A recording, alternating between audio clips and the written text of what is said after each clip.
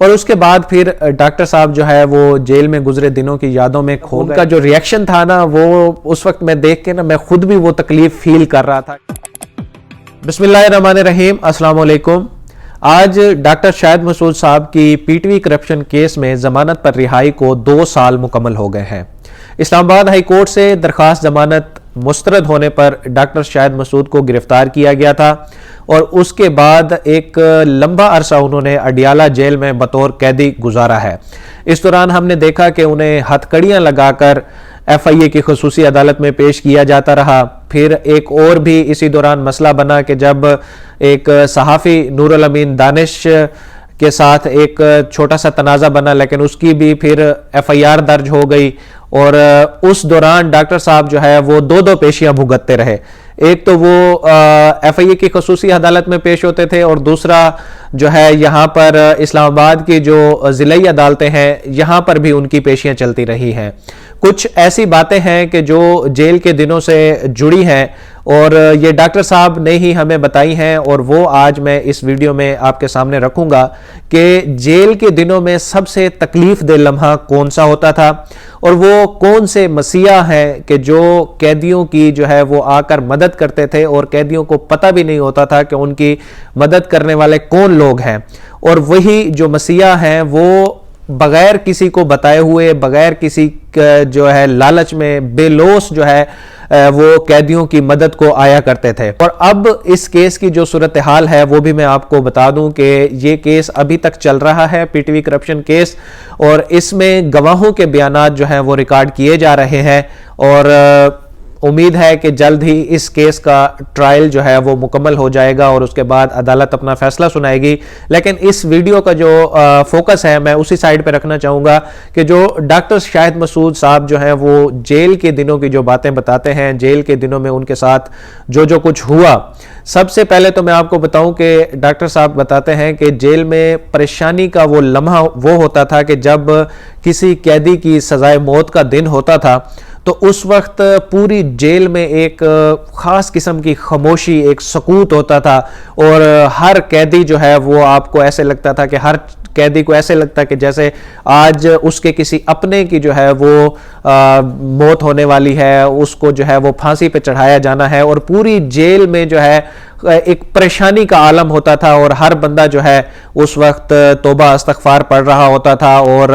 جو ہے اللہ سے رحم کی جو ہے وہ اپیل کر رہا ہوتا تھا، اللہ پاک سے رحم کی بھیک مانگ رہا ہوتا تھا. اسی سے جڑی ایک اور کہانی ہے جو ڈاکٹر صاحب بتاتے ہیں کہ جو سزائے موت کے قیدی ہوتے تھے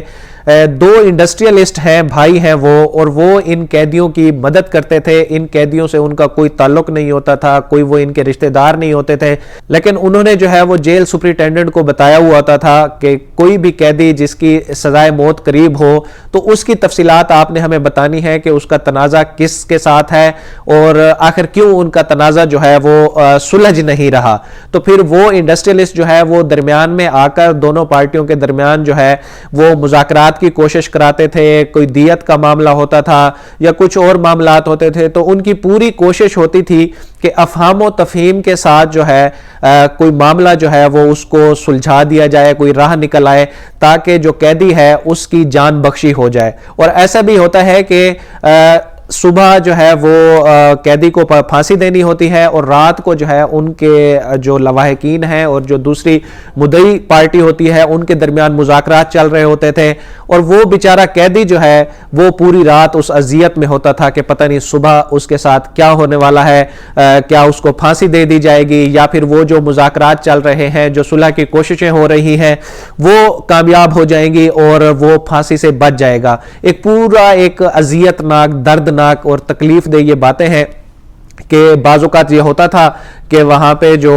صلح کی کوششیں ہوتی تھیں وہ کامیاب ہو جاتی تھیں اور قیدی کو جو ہے وہ پھانسی سے کچھ ہی منٹ پہلے، کچھ ہی گھنٹے پہلے اس کو پتہ چلتا تھا کہ جو ہے پھانسی کی اس کی جو ہے وہ سزا ٹل چکی ہے اور جو ان کے مدعی پارٹی ہے اس نے صلح کر لی ہے. یہ وہ لمحہ ہے جس کے بارے میں ڈاکٹر صاحب کہتے ہیں کہ جیل میں گزرے لمحات میں سے سب سے تکلیف دہ لمحہ یہی ہوتا تھا کہ جب کسی قیدی کی پھانسی آتی تھی اور پھر پوری جو جیل ہے ہے اس میں خاموشی چھا جاتی تھی۔ ایک اور بات جو ڈاکٹر صاحب ہمیں اس وقت بھی بتایا کرتے تھے جب وہ قید میں تھے اور ان کو جوڈیشل کمپلیکس لایا جاتا تھا ایف آئی اے کی خصوصی عدالت میں پیشی کے لیے، تو اس وقت ڈاکٹر صاحب نے بتایا تھا کہ ان کے سیل کا جو قریبی سیل تھا وہ ڈاکٹر شکیل آفریدی کا جو ہے وہ سیل تھا، اور وہ ڈاکٹر شکیل آفریدی آپ جانتے ہیں کہ اسامہ بن لادن کا جو کیس بنا تھا کہ امریکیوں نے ایبٹ آباد میں آ کے حملہ کر کے اسامہ بن لادن کو مارا تھا، تو اسامہ بن لادن کی جو کھوج لگائی تھی ایک ویکسین کے ذریعے یا خون کے نمونوں کے ذریعے، وہ ڈاکٹر شکیل آفریدی نے جو ہے وہ امریکنز کو مدد فراہم کی تھی۔ تو یہ جو ہے وہ پھر ڈاکٹر صاحب کو پتہ چلا کہ ان کے جو قریبی سیل ہے جہاں پہ انہیں رکھا گیا ہے اس کے ساتھ دنیا کا اہم ترین جو ہے وہ قیدی جس کے بارے میں امریکہ کو بڑی فکر رہتی ہے کہ اس کو آزاد کیا جائے، رہا کیا جائے، ڈاکٹر شکیل آفریدی جو ہے وہ ان سے نیکسٹ سیل میں رہتے ہیں۔ اور ڈاکٹر شاہد مسعود صاحب کے جو جیل کے دوست تھے، شاید آپ لوگوں کو یاد ہو جو اس سارے واقعے کو فالو کرتے رہے ہیں، وہ فیصل رضا عابدی صاحب تھے۔ ان دنوں فیصل رضا عابدی صاحب کو بھی ایک کیس میں جو ہے وہ توہین عدالت کیس میں گرفتار کیا گیا تھا، اور پھر ان کی بھی ادھر پیشیاں ہوتی تھی۔ ایک انٹرویو انہوں نے دیا تھا جس پر ان کو یہ جو ہے وہ گرفتار کیا گیا تھا، اور جیل میں فیصل رضا عابدی کی جو حالت تھی وہ کافی خراب رہی۔ اس دوران وہ درد کی پوزیشن میں جو ہے کافی کراہتے رہتے تھے، ان کو ساری رات نیند نہیں آتی تھی۔ پھر جب ان کو عدالت میں پیشی کے لیے لایا جاتا تھا تو ڈاکٹر شاہد مسعود صاحب اور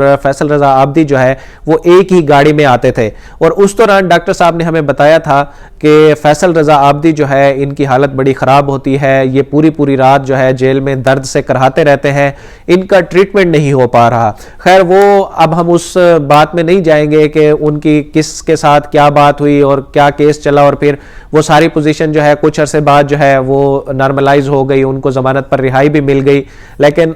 جو فیصل رضا عابدی ہیں وہ ڈاکٹر صاحب کے جیل کے دنوں کے جو ہے وہ اچھے دوست تھے، ساتھی تھے، اور ان کے ساتھ ان کو جوڈیشل کمپلیکس میں پیشی کے لیے جو ہے وہ لایا جاتا تھا۔ جب ڈاکٹر صاحب اڈیالہ جیل میں قید تھے اس وقت بھی سخت سردی کا موسم تھا، اور ڈاکٹر صاحب بتاتے ہیں کہ کچھ مخیر حضرات جو ہیں وہ سینکڑوں کی تعداد میں کمبل، رضائیاں، چٹائیاں وہ آ کر سپرنٹینڈنٹ جیل کے حوالے کرتے تھے،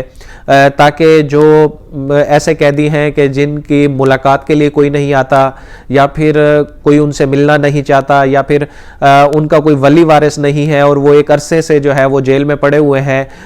اس سخت موسم کو جھیلنے کے لیے، اس سخت موسم کو گزارنے کے لیے ان کے پاس اپنی طرف سے تو کوئی سامان نہیں ہوتا تھا، پھر کچھ مخیر حضرات جو ہیں ان کے لیے اس سامان کا اہتمام کرتے تھے، اور وہ جیل انتظامیہ کو جو ہے یہ کمبل، رضائیاں وغیرہ دے کر جاتے تھے، اور پھر وہ جو ہے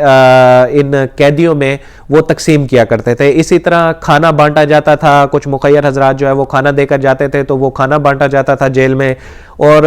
پھر یہ ہے کہ جو جیل میں ایک دکان ہوتی تھی اس میں سب قیدیوں کا کھاتا ہوتا تھا، اور جو